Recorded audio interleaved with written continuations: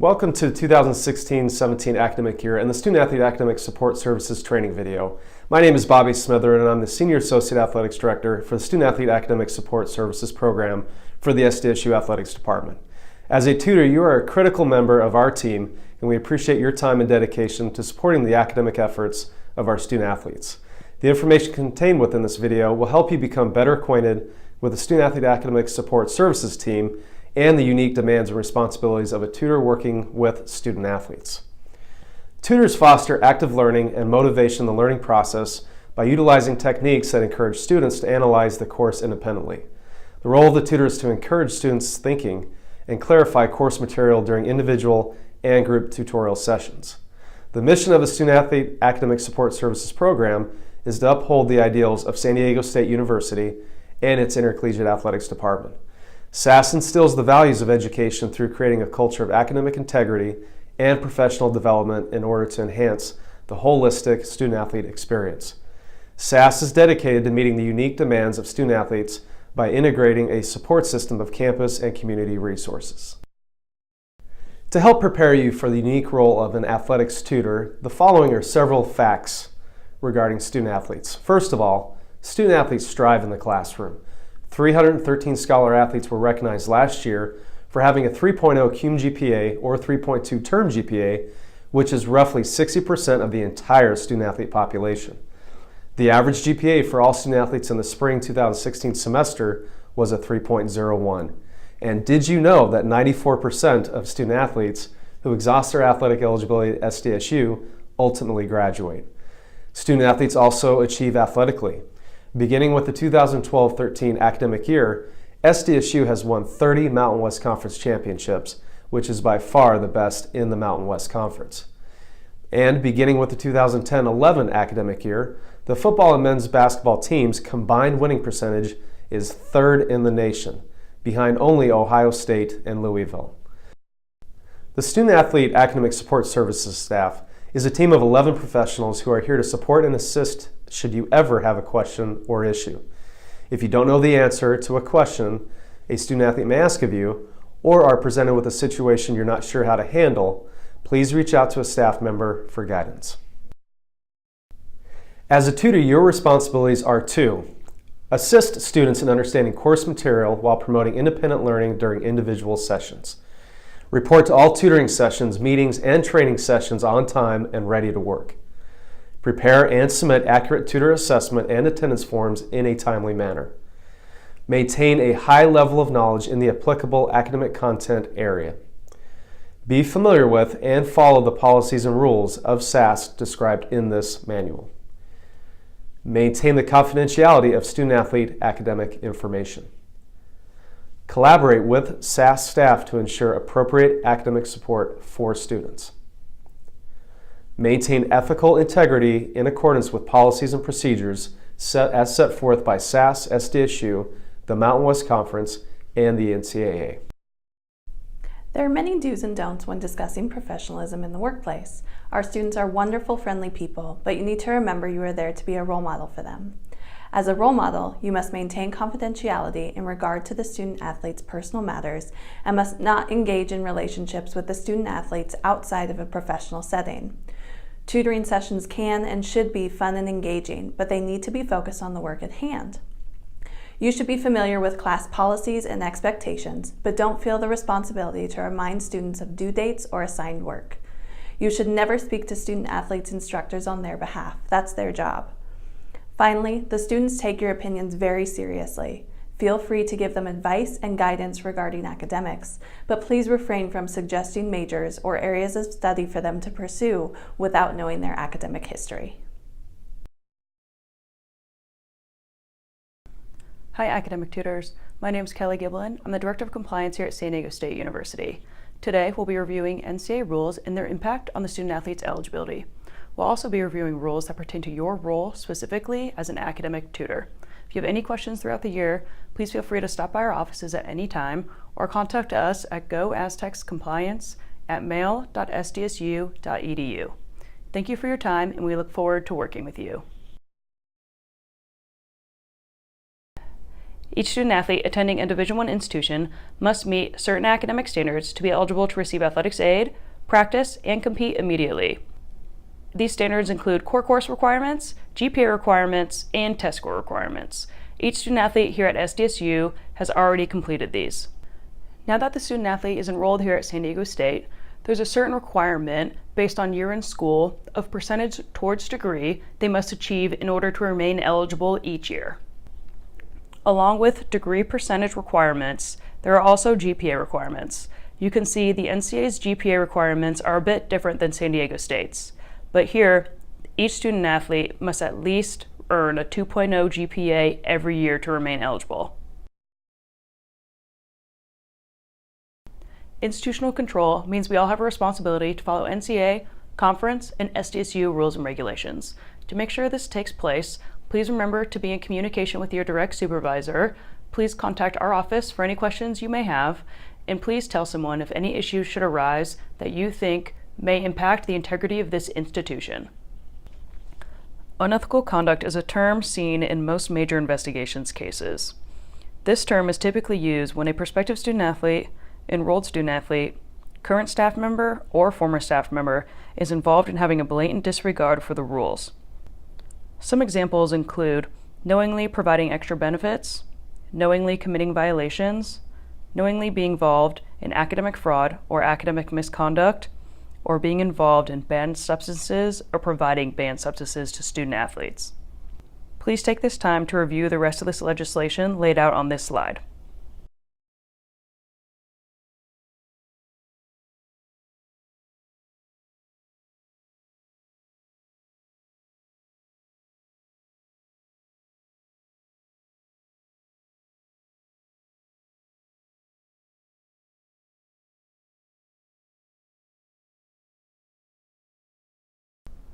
Academic misconduct is a term that was defined by the NCAA and came into effect August 1, 2016. There are multiple types of academic misconduct we are going to review. Pre-enrollment academic misconduct has to do with providing fraudulent academic credit or false transcripts for a prospective student athlete, whether it's to the NCAA, the NCAA Eligibility Center, or an institution's admissions office. This includes being involved in any fraudulence or misconduct in connection with an entrance or placement exam for a prospect. Once a prospect triggers student-athlete status, they are expected to act with honesty and integrity in all academic matters. Post-enrollment academic misconduct includes any violation or breach of any institutional policy regarding academic honesty or integrity.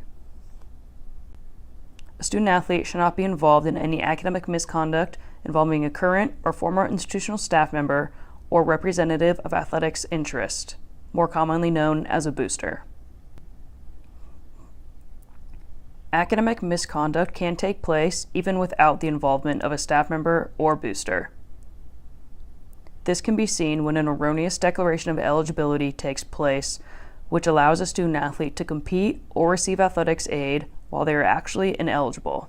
Also takes place when there is an erroneous award of an academic progress rate point. Academic misconduct also takes place when there is an altercation or falsification of a student-athlete's transcript or academic record while at San Diego State.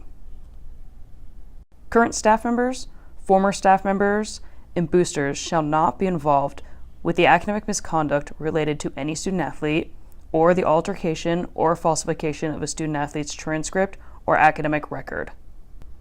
They also shall not provide impermissible academic assistance to student-athletes. Please remember to never ask for a student-athlete's login account information to any SDSU accounts, including Blackboard. They must submit all of their own work. While you may be present during that time, you cannot be the one actually logged in on the computer and submitting work on their behalf. An extra benefit is any item of value that is not available to the general public or general student body. Please remember not to provide any extra benefits to student-athletes. This includes meals, drinks, merchandise, or any other item of value.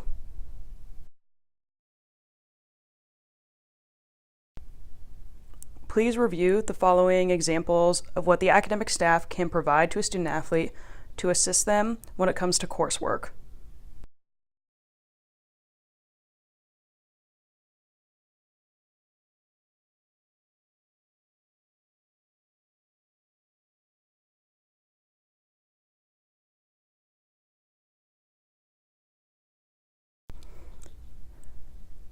An occasional meal is a meal provided by either an institutional staff member or a booster to either one student athlete or a group of student athletes.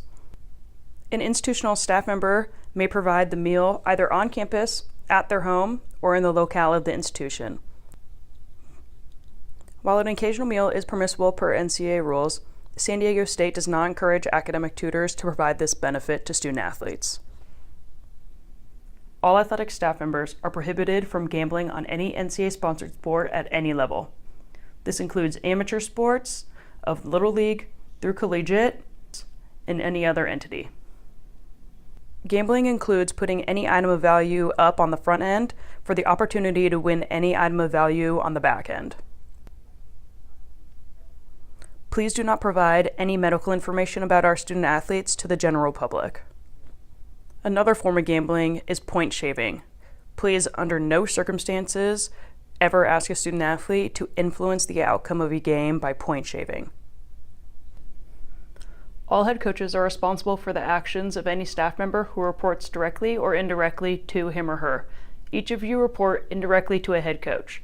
Please note your actions can impact them negatively, including game suspensions. As an athletic staff member, you are responsible for reporting any known or suspected violations to your direct supervisor, as well as one of the 3 people listed on this screen. As an academic tutor, you are held to the same standard as any San Diego State Athletics employee. Please remember to keep any information about student athletes in-house, including injuries, academic situations, or NCAA violations. You are responsible for reporting any red flag situations to your direct supervisor.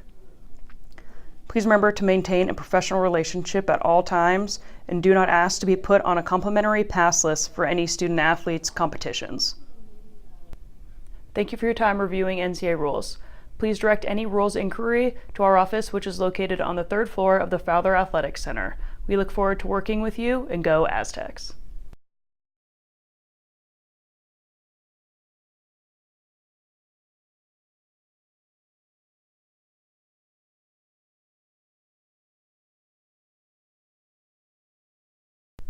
Fraternization between tutors and student athletes is strictly prohibited. As an employee of SDSU's Student Athlete Academic Support Services, you are not allowed to associate with student athletes outside of your scheduled tutoring appointments at the Fowler Athletic Center. Here are a few things to keep in mind. Do not arrange to meet with a student athlete outside of the Fowler Athletic Center to interact socially.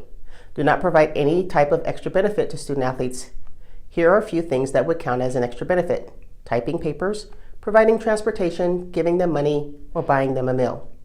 These are just a few examples of what is considered as an extra benefit.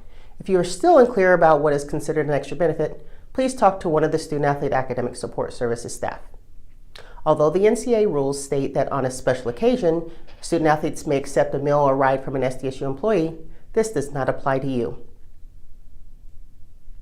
You are not allowed, under any circumstance, to host a student athlete in your home. Intimate relationships between a tutor and a student athlete are strictly prohibited and will lead to job termination. Any pre-existing relationship with a student athlete must be documented. This list by no means is all-encompassing, but does provide a sample of the kinds of activities that are not allowed. If you have any questions or concerns, please contact one of the Student Athlete Academic Support Services staff. Thank you.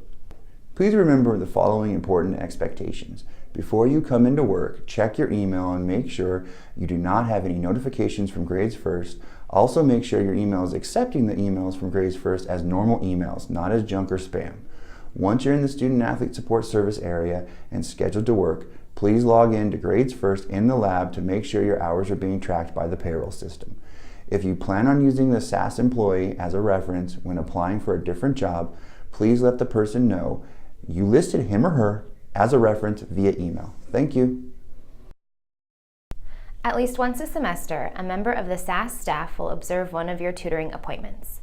This gives the SAS staff an opportunity to assess both your tutoring skills and the student athlete's level of engagement in your tutoring session.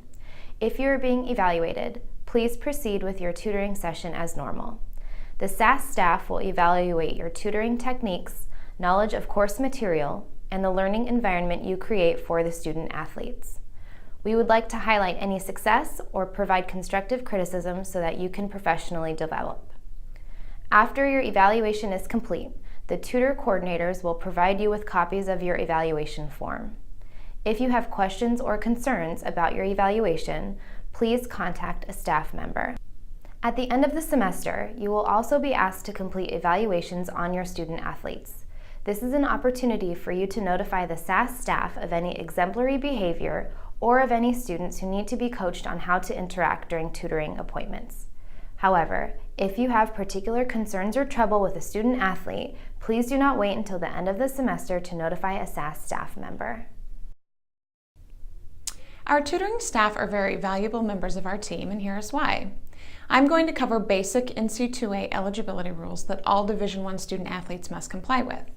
First, let's discuss the minimum enrollment rule. All student athletes must be enrolled as a full-time student, which is a minimum of 12 units in order to practice and compete. For freshmen, the NC2A states that they must earn a total of 24 units in their first academic year, between fall, spring, and summer.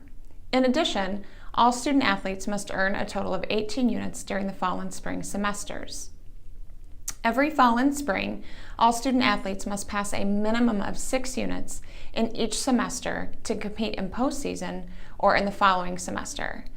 However, there is a football exception. Football student athletes must pass a minimum of 9 units each fall semester to be eligible to compete in the following fall. All student athletes are required to declare a major when entering their 3rd year. From this point on, students must make satisfactory progress towards that degree program. As you can see by this chart, the NC2A also requires all student athletes to complete a certain percentage of their degree requirements by the beginning of their 3rd, 4th, and 5th years of enrollment. Finally, all student athletes must maintain a 2.0 cumulative GPA to compete. Thank you for all you do. Some of our student athletes have learning disabilities that can affect their academic performance. If you are told a student athlete has a disability or he or she discloses this information to you, please maintain strict confidentiality. As you're working with these students, keep in mind that they may learn differently than some of your other students. Ask them what they think will help, and if they don't have any suggestions, try different teaching techniques. Above all else, be patient. Don't assume they're just being lazy if you aren't getting the responses you are used to. Please feel free to ask the learning specialist for new techniques to make sure your tutoring sessions are effective as possible. Grades First is a computer software that we use to coordinate and schedule all of our tutoring. You will use Grades First to check your daily appointments, write reports for each of your sessions, and no-show students if needed. This is what the Tutor home screen looks like for you. The home screen lists all of the recent appointments you've had, and as you can see in green, it shows whether you have submitted a tutor report or not. To file the tutoring reports or no-shows that we have mentioned, you just check the box next to each appointment, click on Actions, and then select to either mark the no-show or file the tutor report. This is what it will look like when you file the tutor report. These reports do not take long to fill out, and they are pretty self-explanatory. Remember, make sure you file your tutor report or no-show on the day of the appointment. It is important that we get this information in a timely manner so we can follow up with students about any concerns. Lastly, if you ever want an easy way to see what appointments you have every week or month, there is a calendar view on Grades First as well. The appointments in green are appointments that are scheduled, and anything in gray means it's canceled. Time cards are due at the end of each month. One of the tutor coordinators will send out an email reminder to turn in your time card. Please use the time card templates the coordinators send out and fill out your time card carefully. Time cards cannot be accepted if they are not signed, and your payment will be delayed if they are not turned in on time. The tutor coordinators check the hours reported on your time card against the hours you are scheduled in Grades First. Do not count any canceled appointments on your time card unless the appointment was canceled with less than 24 hours notice. Tutors are paid on an hourly basis for the actual hours worked per week, not for the number of students they tutor. Tutoring multiple students simultaneously during a tutoring session will result in the same compensation. Please see the tutor manual for further details regarding payroll and time cards. Thank you for all that you do. Your work is imperative to the success of our student athletes. Have a great year and go Aztecs!